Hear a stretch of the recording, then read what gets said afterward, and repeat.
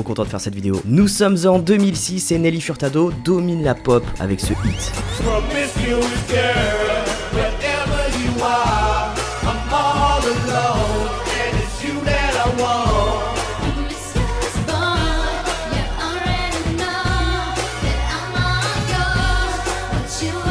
À ce moment-là, avec Timbaland, elle est tout simplement au sommet de la pop mondiale. Les tubes s'enchaînent, son troisième album, Lose, cartonne aux quatre coins de la planète, et tout semble lui réussir. Et pourtant, alors qu'elle a atteint ce dont rêvent la plupart des artistes, une célébrité mondiale et des millions de disques vendus, Nelly va prendre une décision radicale, tourner le dos à cette vie et s'éloigner volontairement des projecteurs. Alors qu'est-ce qui s'est passé? Pourquoi une artiste au sommet de sa carrière a choisi de se mettre en retrait à ce moment-là? Pour comprendre tout ça, il faut que je vous ramène en 1997. Avant que je vous ramène dans le passé pour vous raconter cette histoire, il faut que je vous parle d'un très bon plan. Je sais que pas mal d'entre vous utilisent des IA, moi le premier, que ça soit pour travailler ou simplement dans la vie de tous les jours, sauf que le souci c'est qu'entre ChatGPT, Claude, Gemini, Mistral, Perplexity et les autres, on se retrouve vite à devoir jongler entre plusieurs abonnements, tout ça coûte très cher, et c'est là que Mammouth AI vient régler ce problème. C'est une plateforme unique qui regroupe tous les derniers modèles d'IA les plus performants au même endroit, et en plus Mammouth AI c'est une entreprise française basée à Paris, ce qui veut dire que la plateforme est conforme au RGPD, le règlement européen qui encadre la protection des données personnelles. En langage plus simple, ça veut dire que vos prompts ne sont pas stockés et vos messages ne sont pas utilisés pour entraîner les IA. Vous gardez le contrôle total sur ce que vous faites, il suffit simplement de supprimer votre historique quand vous le souhaitez. C'est vraiment pratique de pouvoir cumuler autant d'IA depuis un seul endroit, perso ça me permet surtout d'optimiser mon travail sur YouTube. Par exemple, quand je prépare une vidéo, j'utilise souvent Claude pour m'aider à restructurer certains passages de mes scripts, Perplexity pour analyser ou résumer rapidement des grosses quantités d'informations, et ChatGPT pour travailler sur mes miniatures en affinant mes prompts jusqu'à obtenir exactement le rendu que je recherche et que vous ayez envie de cliquer dessus. Le gros avantage c'est que je peux aussi poser la même question à plusieurs modèles et comparer leurs réponses pour garder la meilleure. Ça me permet d'aller plus vite, d'avoir différents points de vue et de gagner un temps précieux dans la préparation de mes vidéos,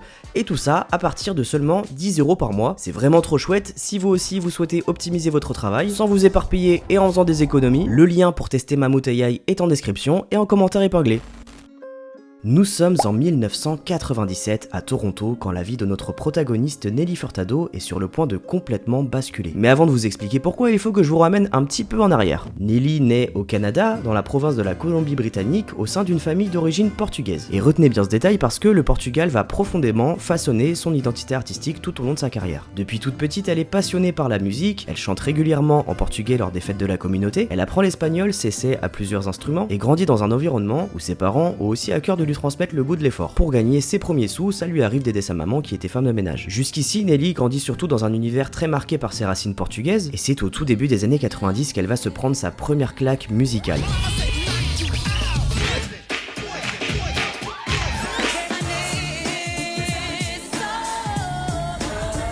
Nelly se prend de passion pour le hip-hop et le R&B, et cette claque musicale va être tellement forte qu'elle finit par prendre une décision radicale, partir vivre à Toronto, où une partie de sa famille est déjà installée. Alors officiellement c'est pour ses études, et officieusement c'est pour démarrer sa carrière musicale. Arrivée là-bas, elle se fait appeler Nell Star et commence à faire des chœurs pour le groupe de hip-hop de son pote. Elle fait aussi des petits projets à droite à gauche, et c'est durant l'année 1997 que tout va basculer. Lors d'une audition, elle est remarquée par Gerald Eaton, qui est tout de suite convaincu par son talent. Nelly décide de mettre ses études entre parenthèses et se lance à 100% dans la création de son premier album afin de pouvoir ensuite convaincre une maison de disques pour le sortir. Et il y a un petit détail très important à retenir, c'est que Nelly Furtado n'est pas seulement une chanteuse, c'est une nerd de la musique. Elle écrit ses textes, elle compose, elle joue de plusieurs instruments et elle participe aussi activement à la production de son premier album. Les titres ont pour la plupart été écrits des années plus tôt lorsqu'elle était ado, et pendant près d'un an et demi, elle travaille entre Toronto et Los Angeles avec Gerald Eaton et le producteur Brian West. Tous les trois forment une vraie équipe créative, sans limite artistique, et prennent un plaisir immense à expérimenter des sons, et c'est là que pour la première fois, Nelly Furtado va découvrir les joies de la création en studio, et surtout l'alchimie créative. C'est quelque chose qu'elle va retrouver quelques années plus tard pour un album que vous connaissez tous, mais on n'y est pas encore là. Pour l'instant,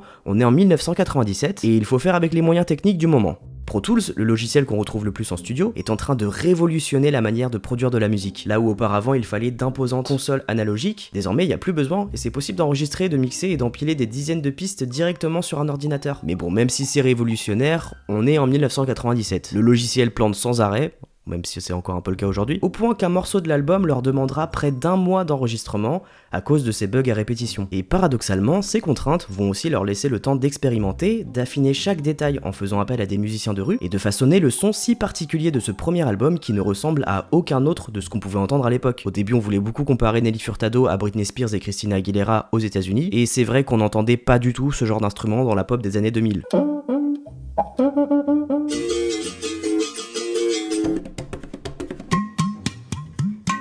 c'est vraiment un projet qui est concocté aux petits oignons, je vous invite vraiment à le découvrir si vous le connaissez pas, parce qu'en plus de ça, c'est vraiment un projet qui vieillit très bien, c'est totalement le genre de musique que tu peux passer le dimanche matin au petit-déj pour être sûr de passer une belle journée.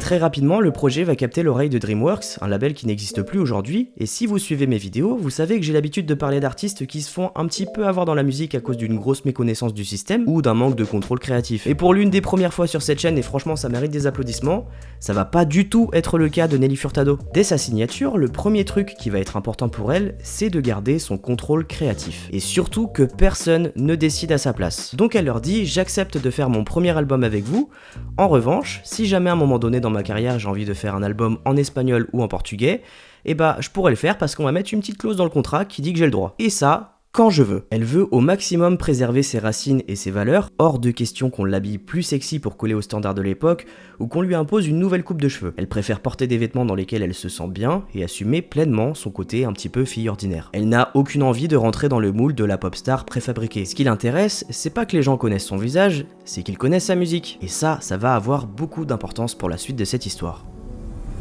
Bon, lorsque son premier album sort en octobre 2000, le démarrage est loin d'être explosif aux États-Unis. Nelly Furtado peine à convaincre le public américain, sauf qu'à l'époque, tout se joue soit à la radio, soit à la télévision. Elle multiplie les rencontres avec les programmateurs, fait écouter ses chansons à des mecs dans les maisons de disques avec des costards cravates, sauf que tout le monde s'en fout. When I was about 21, the label sent me on the road with the radio rap. So picture me, I'm 21, again, my friends are at college drinking beer, and I am on the road with 2 grown men, and we're visiting, I think, 6 radio stations in one day, sometimes in 3 different cities in one day. It's so crazy. So we're landing in the US, and then we're like getting the rental, going to the next radio, and then I would play the pizza parties. So they would have the pizza in the lunchroom, and then some people would be there just for the pizza.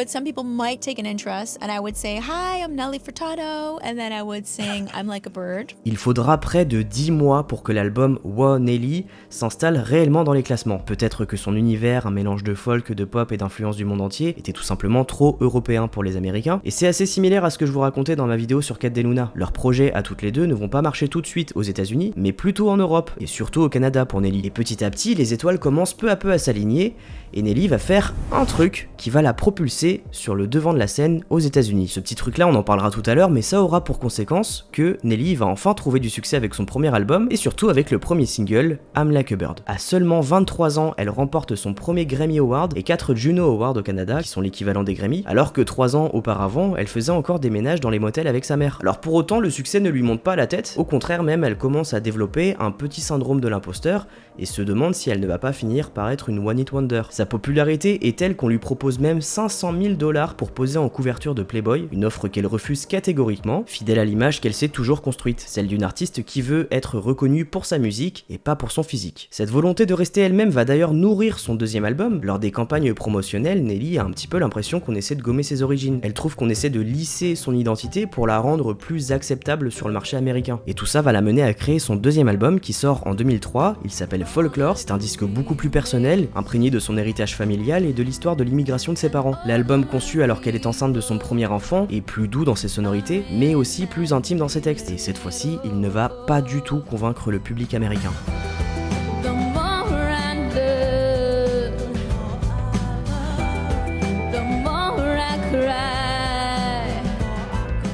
Alors cet album n'aura pas beaucoup de promotion, notamment parce que son label DreamWorks a dû fermer ses portes à cause de la crise du disque, et avec cet échec, Nelly Furtado va très mal vivre cette période. Elle a le sentiment que le public américain attend d'elle des chansons qui sont plus légères, pas des morceaux porteurs d'un message ou d'une identité culturelle forte, comme si on cherchait à l'enfermer dans une case. Et c'est justement à ce moment-là qu'une idée va commencer à germer dans sa tête. Nelly Furtado vient de devenir maman, et ce nouveau chapitre de sa vie lui donne envie d'explorer une autre facette de sa créativité, et pour imaginer ce virage, elle puise notamment son inspiration dans des albums comme Ray of Light de Madonna ou Damita Joe de Janet Jackson. Et d'ailleurs pour son prochain projet, elle a même déjà trouvé le titre. Il s'appellera Lose. Son ambition est simple, prouver qu'elle est capable de créer un immense album pop, un disque pensé pour rassembler les foules et faire chanter des stades entiers, et il ne lui manque qu'une seule chose, trouver le partenaire idéal pour transformer cette vision en réalité.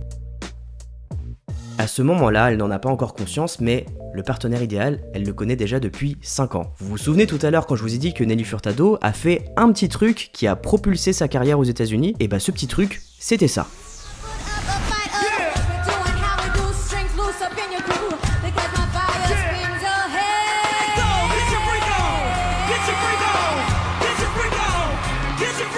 Derrière cette production se cache évidemment Timbaland. Au début des années 2000, il est déjà considéré depuis longtemps comme l'un des producteurs les plus innovants de l'industrie. Avec ses percussions improbables, ses rythmes déstructurés et ses sonorités futuristes, il est en train de redéfinir le son du R&B et du hip-hop américain. Et Nelly Furtado, c'est pas seulement une artiste alternative qui mélange la pop, le folk et les sonorités portugaises. Je vous l'ai dit au début de la vidéo, c'est surtout une immense fan de hip-hop. Elle a une culture musicale qui est extrêmement large, et c'est justement ce mélange qui fait toute sa force. Et c'est comme ça qu'elle va participer au remix de Get You Freak On de Missy Elliott. Timbaland a aussi fait un autre remix d'une chanson de Nelly, et il samplera aussi sa voix pour créer un nouveau titre pour Miss Jen.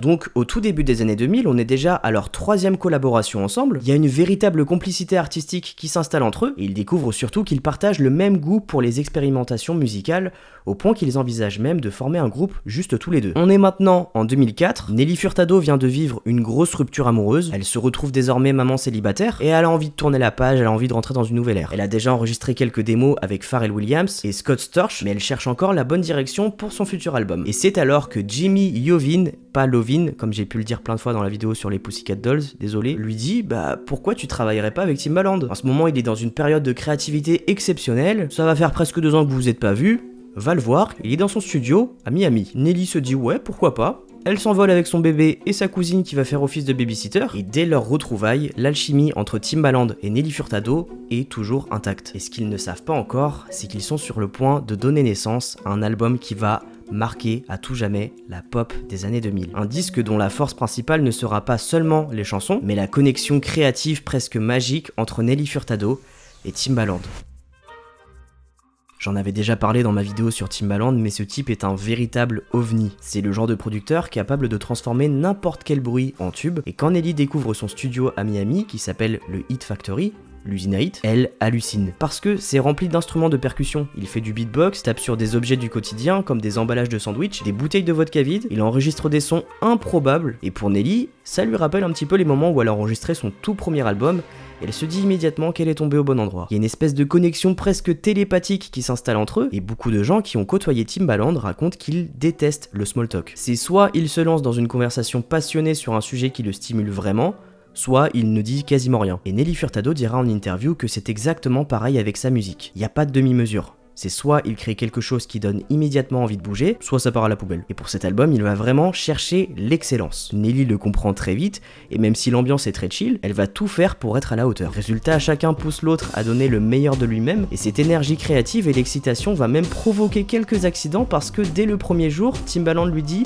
« J'ai créé un truc de fou, faut absolument que t'écoutes ça ». Il pousse le volume à fond, tellement fort que les enceintes finissent par prendre feu.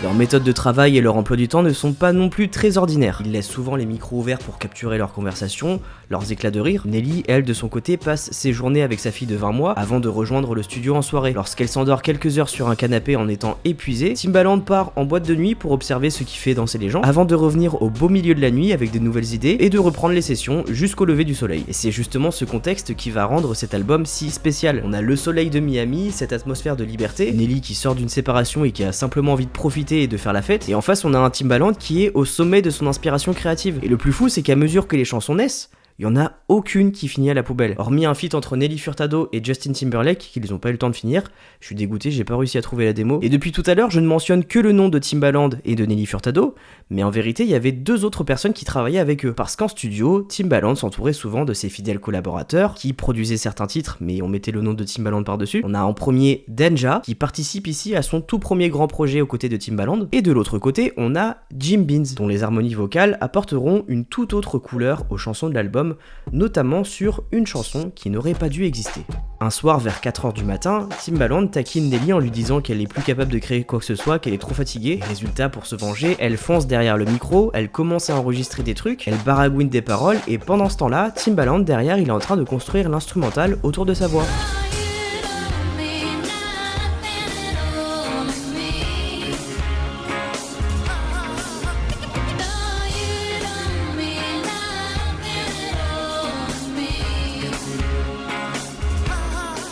Et Jim Beans va apporter des petites finitions en disant à Nelly, ça serait sympa que ta voix elle fasse des petites harmonies comme ça, comme ça.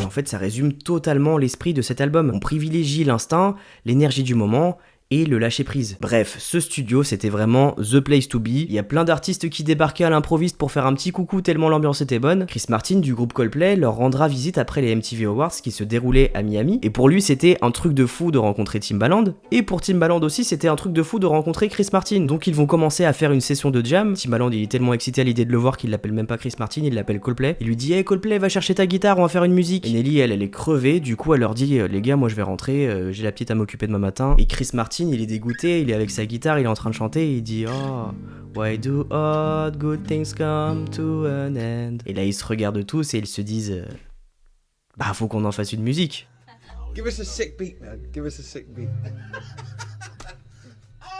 Okay, a sick beat. A sick melody. I'll trade it. Let's trade. Dogs were whistling a new tune, barking at the new moon, hoping it would come soon, so that they could Late at ghost, lovers to friends. Why do all good things come to an end? Bon, malheureusement, suite à des problèmes avec leurs labels respectifs, Chris Martin ne pourra pas apparaître en featuring sur ce morceau, mais c'est bien lui qui a écrit cette chanson. Quelques semaines plus tard, Danja leur dit « Les gars, j'ai composé une super chanson, ça a une esthétique très 80s façon Eurythmics.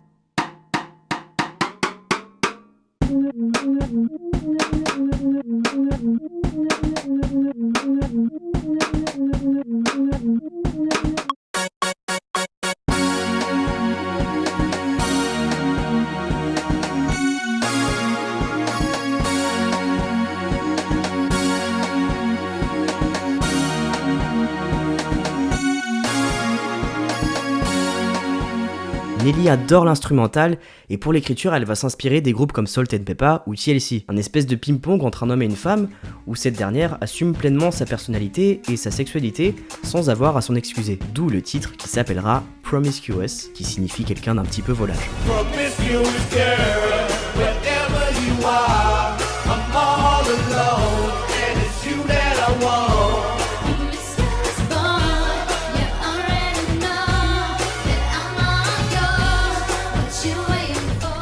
En à peine 6 semaines, l'essentiel de l'album est déjà bouclé, et malgré l'intensité du travail, il a été créé dans une ambiance globalement assez légère, due à toutes les anecdotes que je vous ai racontées, mais surtout parce que y avait la petite fille de Nelly Furtado qui avait à peine 2 ans qui était dans ce studio. Vous imaginez, il y avait une gamine de 2 ans avec eux pendant qu'ils construisaient cet album. Moi, à 2 ans, j'étais devant les Minicums. Elle, à 2 ans, elle était devant Nelly Furtado et Timbaland. Donc elle a assisté en direct à la création de cet album qui sort en juin 2006, un album qui s'appelle Lose et qui a fêté ses 20 ans il y a quelques jours.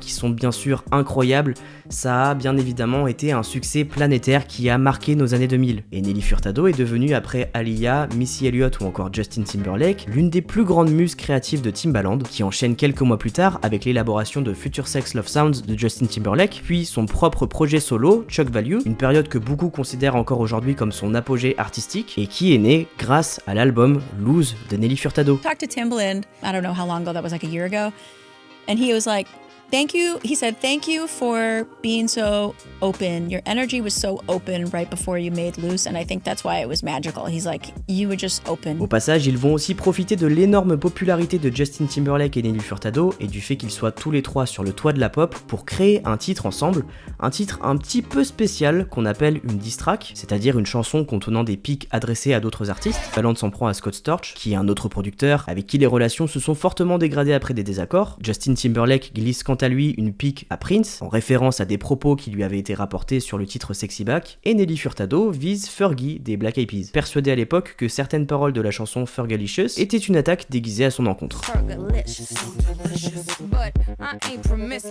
Bon, au final, c'était pas la diss track du siècle. Justin Timberlake rendra plus tard hommage à Prince lors de son Super Bowl. Timbaland se réconciliera avec Scott Storch, et Nelly reconnaîtra qu'elle s'est trompée. Elle expliquera qu'il n'y avait pas vraiment de raison de s'en prendre à Fergie, qu'elle regrette ce choix et que ce genre de conflit se règle bien mieux en privé qu'à travers une chanson. Les deux artistes se réconcilieront rapidement dès 2007, et même si c'est un titre qui a été marquant, elle admet aujourd'hui que toutes les paroles un peu mesquines n'étaient pas nécessaires et que le karma l'a bien rattrapé. Après une tournée mondiale triomphale, Nelly Furtado atteindra un point de popularité impressionnant et va réitérer brièvement avec un titre qui va cartonner en Europe.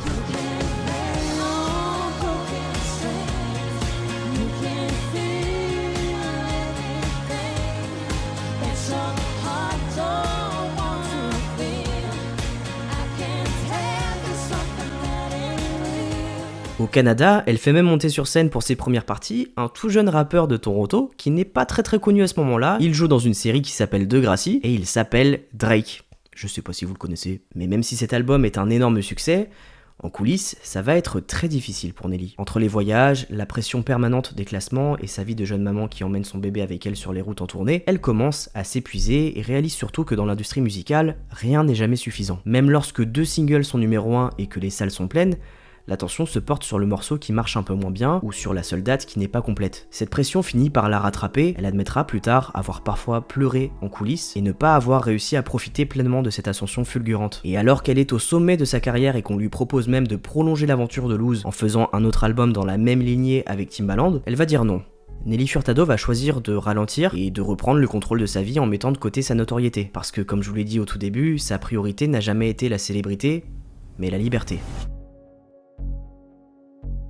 Comme si toute cette pression ne suffisait pas, sa relation avec Timbaland va grandement se détériorer. Après l'immense succès de Lose, les deux artistes se brouillent. Timbaland a le sentiment que Nelly ne lui est pas assez reconnaissante, les désaccords juridiques viennent tendre leurs échanges, et petit à petit, leur amitié s'effrite. L'absence de Nelly Furtado au mariage du producteur en 2008 n'arrange pas les choses, et ça va tout simplement les éloigner. Heureusement, cette brouille ne sera pas définitive, ils se réconcilieront presque 10 ans plus tard en 2016, et Nelly Furtado n'a jamais regretté d'avoir travaillé avec lui. Au contraire même, elle a toujours considéré cette collaboration comme l'un des moments les plus importants de sa carrière, et leurs chemins artistiques finiront d'ailleurs par se recroiser quelques années plus tard, mais ça on en parlera tout à l'heure, parce que pour l'instant, la priorité de Nelly Furtado, c'est surtout de faire une pause. Elle a jamais arrêté la musique, elle a simplement arrêté d'être sur le devant de la scène, et ça c'était son propre choix, tout comme celui de revenir à ses racines au lieu de rester dans la pop. Après quelques collaborations avec des artistes hispaniques comme Calle 13 ou Juanes, en 2010 elle sort Mi Plan, un album entièrement en espagnol, profondément inspiré de ses racines.